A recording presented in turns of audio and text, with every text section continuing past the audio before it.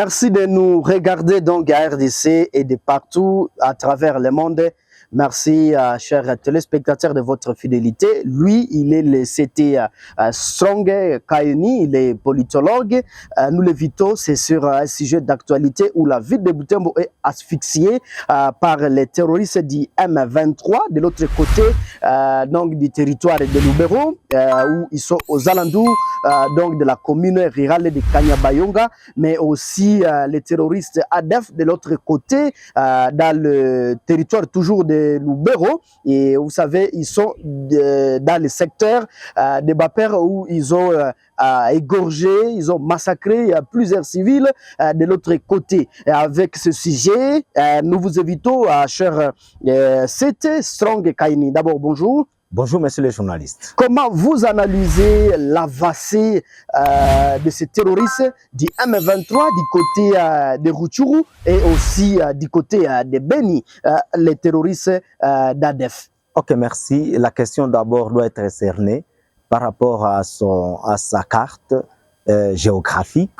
Nous osons croire que tout le monde est maintenant en train juste de nous appuyer et de comprendre que le complot que nous subissons aujourd'hui, c'est un complot international exécuté aujourd'hui par certains pays de la région, dont le Rwanda et l'Ouganda, qui aujourd'hui sont en République démocratique du Congo et ils assiègent certains territoires de la République démocratique du Congo d'une manière illégale par la guerre et par la violence. Et donc, nous devons comprendre cette question sur base de ces complots internationaux exécutés dans la région par certains pays de la région, l'Ouganda et le Rwanda, comme je viens de le dire. Vous avez noté dans votre première intervention, introduisant juste ce message autour du sujet, et je comprends très facilement que la population est là, témoin ensemble avec moi, que nous subissons, comme nous l'avons toujours dit, une pression qui nous vient de l'Ouganda et du Rwanda.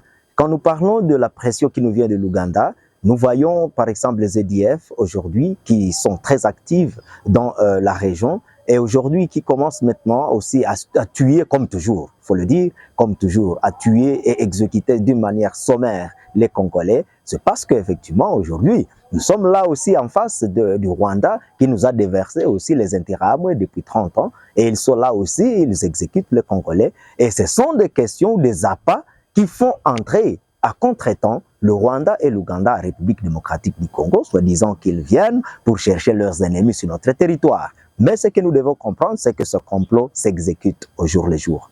Si le Rwanda est venu, il est entré et prétestant qu'il est en train de poursuivre le Rwanda, il est en train de poursuivre les intérêts sur le territoire congolais, mais nous le voyons en train de récupérer des territoires au Congo, en train de payer, de faire payer illégalement des taxes et des impôts dans des territoires qu'ils occupent. Nous voyons de l'autre côté l'Ouganda qui vient prétextant aussi de poursuivre les EDF qui sont de la provenance ougandaise sur le territoire congolais. Là, nous voyons aussi le pillage systématique que l'Ouganda est en train d'effectuer chez nous, mais aussi des tueries. Et dans toutes ces occasions, nous avons compris afin que ces gens sont en train de pousser seulement leur rébellion.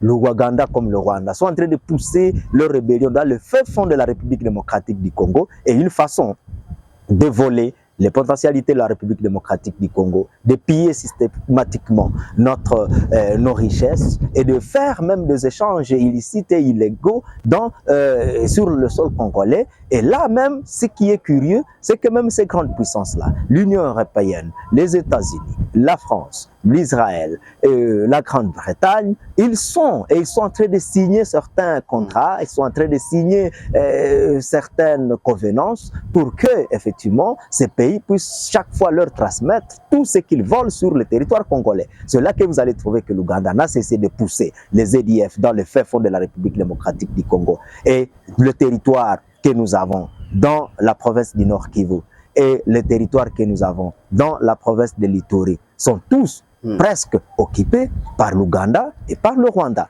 Ce que l'Ouganda et le Rwanda, avec aussi leurs supplétifs affairistes que nous avons sur notre territoire. C'est donc quand nous pouvons citer par exemple les 6 territoires de notre province, la province du Nord Kivu, le territoire de Beni, le territoire de Lubero, le territoire de Rutshuru, de Walikale, de Nyiragongo et voire même de Masisi, tous ces territoires-là sont occupés les uns par l'Ouganda et leur rébellion là que nous appelons EDF et les autres territoires, les 4 territoires autres sont occupés par le Rwanda et leurs supplétifs, leurs supplétifs qu'ils appellent maintenant aujourd'hui M23. Et je crois que ce pays doit effectivement passer aussi sur la barre et essayer de répondre à cette question qui concerne effectivement notre nation et qui concerne aussi leur nation, parce que c'est une question de pillage, une question de nous faire courber, une question de vol et d'occupation illicite, d'assiégement même de notre territoire. Voilà, donc il faut comprendre qu'aujourd'hui nous sommes en face des 2 pays, l'Ouganda et le Rwanda,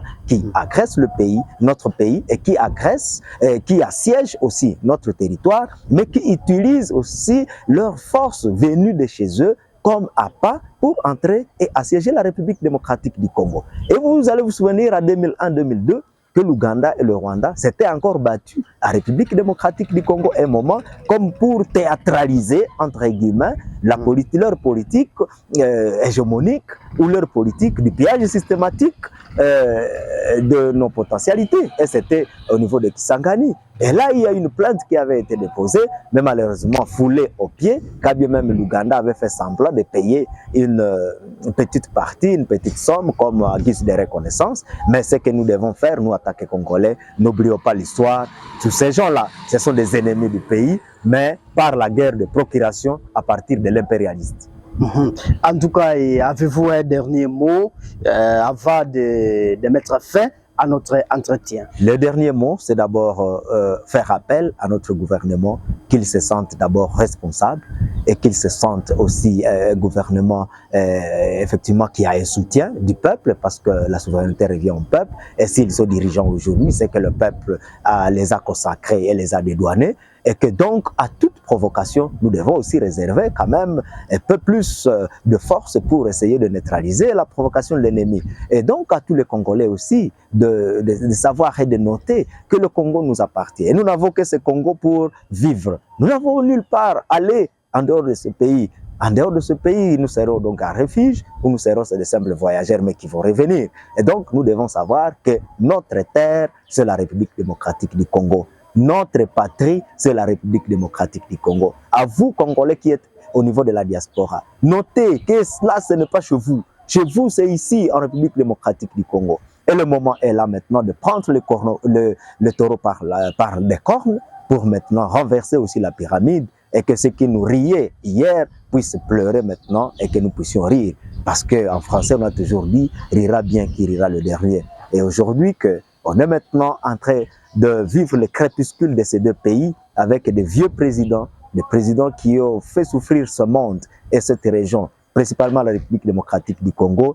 Je crois bien qu'il y a un début, aura toujours une fin, et nous voyons vraiment la fin profilée à l'horizon pour ces 2 pays agresseurs de la République démocratique du Congo. Voilà. En tout cas, c'était Strong Kaini du Faux du Caire, nous disons, et merci pour votre intervention. C'est nous qui vous remercions, messieurs les journalistes. Oui, chers internautes, vous l'avez suivi. En tout cas, lui, c'était Strong Kaini. Il est politologue et nous vous disons sincèrement merci de nous avoir choisis pour nous regarder. Mais ne manquez pas en tout cas de vous abonner pour ne pas rater de nos prochaines publications. Au revoir. C'est nous qui vous remercions. Merci beaucoup.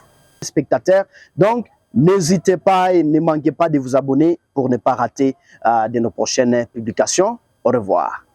Merci.